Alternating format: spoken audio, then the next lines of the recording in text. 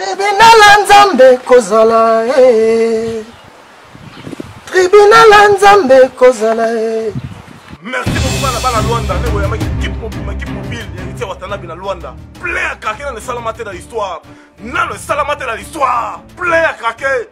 Plus que ma manerole bâche. Plein à danger dans le rapport. Dans le salamate. Présence à Dadi Moula à la pointe. Dans le cycle salamate. Nous avons signalé que Balakin va compliquer qui m'a solo. Qui au bon bâti la passeport l'ambassade. Mais grâce à Nzambe. Tribunal Nzambe au foot. Le ballon fait partie. Motema na yo bongwana. Bana Luanda, non le tigre au salamate, ma solo tous les diplomates.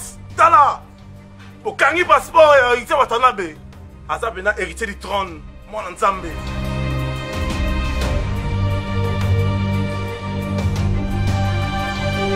Bana Luanda, Bogagit, Balobi qui est héritier Watanabe, on a zéla maï, zéla makulu. Mais grâce, l'étage à Souka, le vaisseau congolais, Tetendai, à l'Ouedjet, j'ai dit. Ouais, Pelé, na lui milité au film mort na Luanda. J'ai dit lobby na soir na Luanda. Tout ce qui est sur maboko Nzambe, maboko Allah, Allah Akbar. À la maître des temps et des circonstances. Tout ce que Dieu fait est bon. Na kumisika Nzambe, na nyonso ya sali. Passeport côté na ambassade, et coupe na poche à moto. Mais tribunal Nzambe ozala.